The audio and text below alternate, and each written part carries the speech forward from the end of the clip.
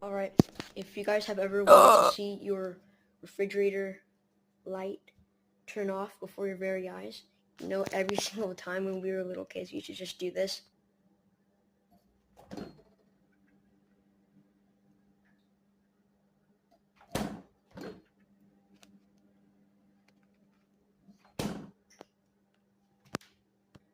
Well, now you can actually see how it turns off, and you can actually experience your refrigerator light actually turn off. So just look at this. Alright, so you see these sides right here? You're going to want to look for something that looks like this right here. And when you close the refrigerator door, it hits that, so the light turns off like this.